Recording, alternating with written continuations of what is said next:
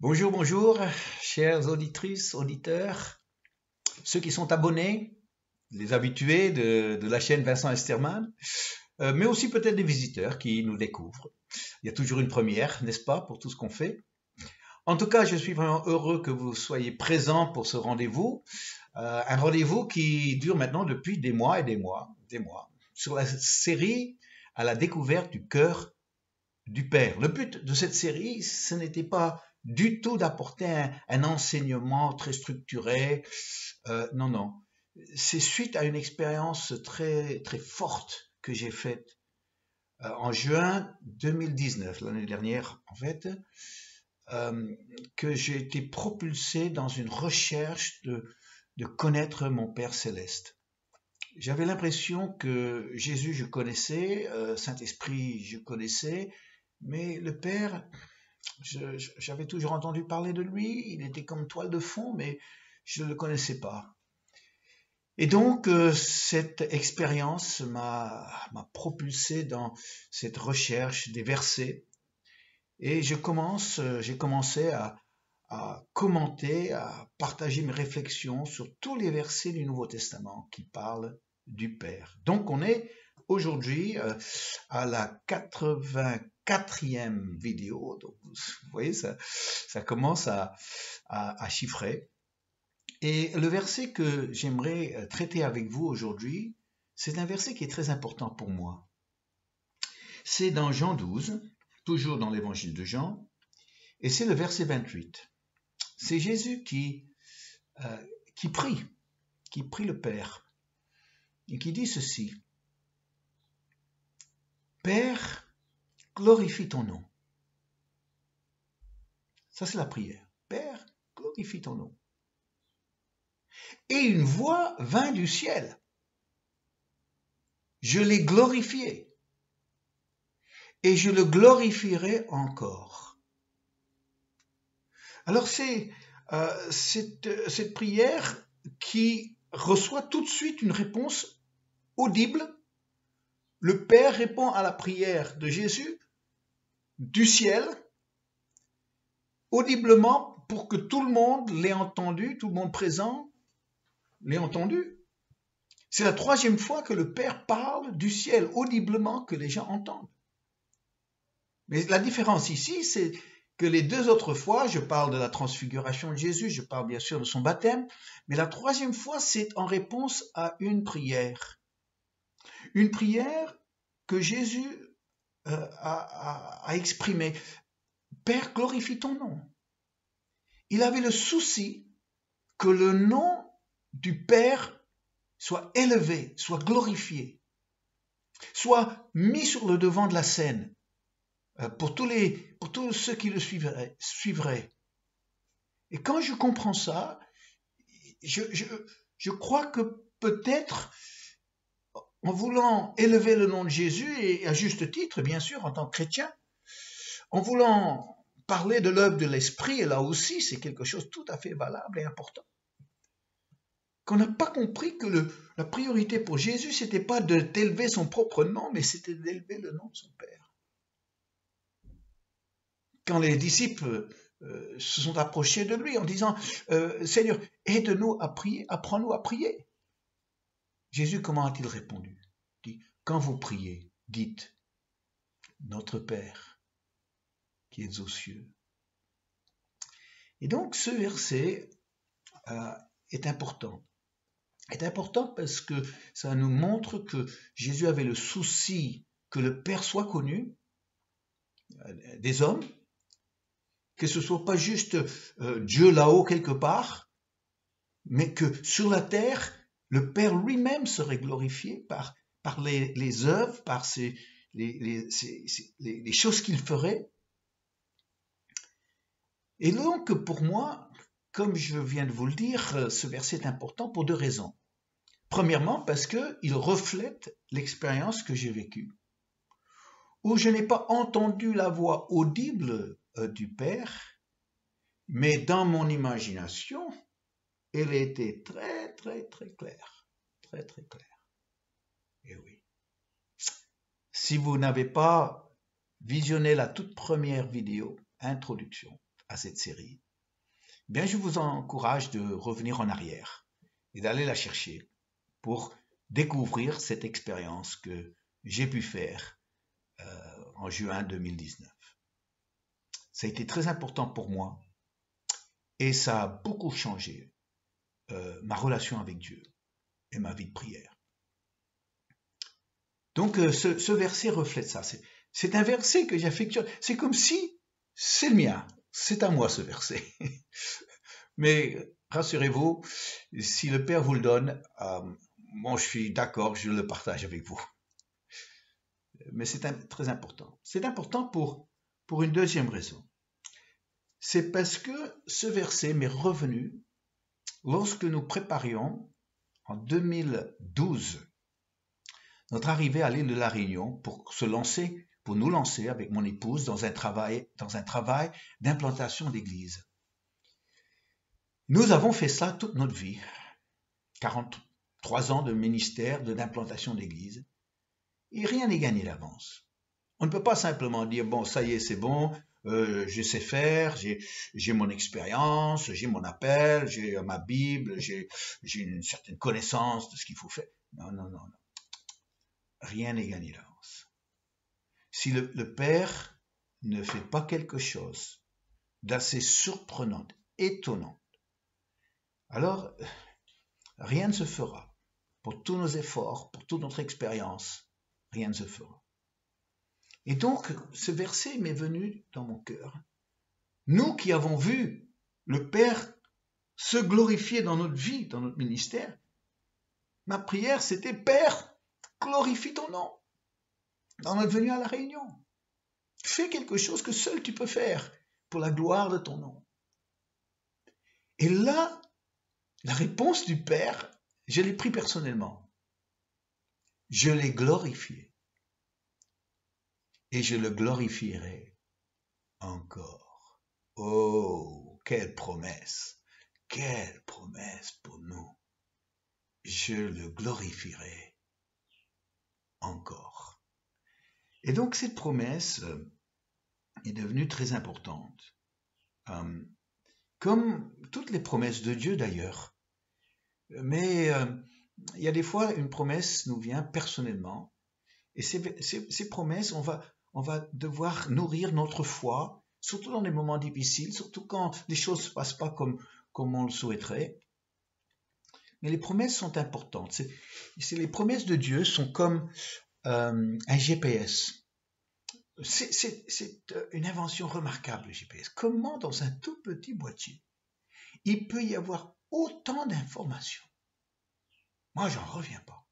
Le GPS, on s'y habitue, on n'y pense même plus maintenant, mais quand on pense que c'était avant, il fallait sortir les cartes, il fallait toujours se renseigner, on se perdait chaque fois, les panneaux des rues, les noms des rues n'étaient pas affichés, et il y a le GPS. Le GPS, ce qui est remarquable avec le GPS, c'est que nous savons où nous voulons aller, mais nous ne savons pas comment y arriver. Ça, c'est le principe du GPS. Et c'est le GPS qui va nous servir de guide pour nous amener là où nous souhaitons aller. Mais ça, c'est le travail des promesses de Dieu. Parce que nous voulons aller vers la gloire de Dieu. Nous voulons voir l'œuvre de Dieu se construire. Mais nous ne savons pas toujours comment y arriver et comment procéder. Les choix qu'on doit faire, les portes qui doivent s'ouvrir, les gens qui doivent venir, les réponses qu'on doit avoir à la prière. Et le Saint-Esprit est là, à travers les promesses de Dieu, en train de nous guider. Un peu comme la voix de la femme dans le boîtier du GPS. À 300 mètres, tournez à gauche. Alors, je ne sais pas pourquoi elle doit dire à gauche comme ça. Ça m'énerve, en fait. Parce que il y a à droite, et puis il y a à gauche. Mais elle doit dire à gauche. Bon, je ne vais pas vous embêter avec ça, mais je trouve ça quand même un peu drôle. Mais les promesses de Dieu sont vraiment importantes. Parce que sans les promesses de Dieu, ce sera un peu comme le chauffeur de cars à l'étranger, qui amène des touristes à l'étranger. Et qui annonce tout d'un coup à tous ces passagers, il a dit, j'ai des bonnes nouvelles et des mauvaises nouvelles à vous annoncer. Il dit, la bonne nouvelle, c'est qu'il n'y a pas d'embouteillage, la circulation est fluide et nous faisons bonne route. Il dit, mais la mauvaise nouvelle, c'est que nous sommes complètement perdus. Et oui, on peut faire bonne route, sauf que la route n'est pas bonne si on ne sait pas où on va. Et c'est là où le GPS des promesses de Dieu, utilisé par le Saint-Esprit, nous guide sur ce chemin pour aller là où nous devons aller dans le plan de Dieu. J'ai appris quelque chose tout récemment que j'aimerais partager avec vous. J'ai rencontré une dame il y a quelques années, une dame qui était une dame qui avait des vraies qualités, sans aucun doute. Une dame qui n'était, elle, pas, même qu'elle n'était pas, elle, une chrétienne engagée. Je ne savais pas trop où la situer. En fait, les peu de fois qu'on a pu parler, échanger quelques mots, on n'est jamais allé très loin dans le partage de choses personnelles. Je l'ai vue venir une ou deux fois, pas souvent, à notre culte. Mais, et ça je peux seulement dire ça à distance, mais a priori je voyais pas trop un impact du culte, que ce soit la louange ou même le message, sur sa vie. Peut-être je me trompe. Mais vu de l'extérieur, je voyais pas vraiment des indications comme quoi il y a eu vraiment un impact pour elle spirituel. Et voilà que les choses ont commencé à bouger quand j'ai appris qu'elle avait eu un entretien qui, dans un premier temps, n'avait rien à voir avec la vie spirituelle. Mais elle a eu un entretien avec un ami pasteur. Et c'était pour tout à fait autre raison que des choses de Dieu. Et voilà que dans ce moment de partage, d'échange, elle a ouvert son cœur. Heureusement que mon ami a pu comprendre ce qui se passait. Pas tout le monde qui comprend quand Dieu fait quelque chose. Et là, il a su l'amener dans la douceur à la découverte de la présence de Dieu et la découverte de l'amour de Dieu pour elle. J'ai appris qu'elle a été très bouleversée par cette expérience. Et une expérience qui finalement, apparemment, l'a ouvert à cette réalité de ressentir Dieu, d'avoir une relation avec Dieu. Et voilà que quelqu'un, dans ses connaissances, lui a envoyé mes vidéos sur la découverte du cœur du Père. Elle a envoyé en disant, ça pourrait vraiment t'aider, ça pourrait t'intéresser, ça pourrait t'aider à aller plus loin dans ce que tu as vécu avec ce pasteur. Et donc, on n'a plus de nouvelles pendant un temps. Mais les échos qu'on a eus par la suite étaient très surprenants. Parce que cette dame a été apparemment très interpellée par les vidéos sur le Père, les vidéos que vous suivez aujourd'hui. À tel point qu'elle en a même mis un sur sa page Facebook et qu'elle m'a envoyé un mot personnel et qu'elle en a commencé à en parler à ses amis ou ses collègues surtout pour leur dire combien ça l'avait aidé. Ils devraient, eux, suivre ces mêmes vidéos sur ma chaîne YouTube. Elle me faisait une bonne pub. Alors, après, on a de nouveau plus de nouvelles. Je ne savais pas si la flamme allait baisser ou bien s'il y aurait vraiment une suite. Et dernièrement, j'ai appris que, suite il y a. Apparemment, aujourd'hui, elle a une soif de connaître Dieu, de connaître la parole de Dieu. Elle en parle autour d'elle, elle témoigne à ses collègues. Et j'ai même appris qu'on commence à parler d'un baptême. Étonnant, étonnant. Et en fait, c'est quoi tout ça? C'est le Père qui dit, j'ai glorifié mon nom et je le glorifierai encore. Et aujourd'hui, je suis vraiment dans l'attente d'un miracle par jour. Dans mes moments de prière, avant de terminer, je prie pour ma journée. Et je dis, Père, toi, tu es un Dieu de bonnes nouvelles. Donne-moi des bonnes nouvelles encore aujourd'hui. Donne-moi des choses auxquelles je ne m'attends pas. Un coup de fil peut-être, ou bien un message qui peut venir par les réseaux sociaux, ou bien un email qui tombe, ou une information, ou une nouvelle, mais quelque chose qui vient de ta part. Et je rentre dans ma journée, dans cette attente de Dieu qui va glorifier son nom. Oh là là. Ça fait, tu vis ta vie différemment, tu vis ta journée différemment quand tu es dans cette attente d'un Père qui promet de encore glorifier son nom. Et alors, j'aimerais avec vous chanter un chant maintenant, vous avez le droit, avec tous les vidéos. Ça n'a pas commencé comme ça, mais ça a évolué dans ce sens-là. Je vous chante une petite chanson qui nous permet juste de dire, ok, maintenant on va se poser et on va juste s'ouvrir à cette présence tellement réelle du Père et son amour pour nous. Et alors c'est un vieux chant qu'on chantait. Peut-être vous le connaissez. Nous t'adorons, nous t'aimons, tendre Père. Glorifie ton nom dans nos vies. Glorifie ton nom, glorifie ton nom, glorifie ton nom dans nos vies. Peut-être un peu haut là. Nous t'adorons, nous t'aimons, tendre Père.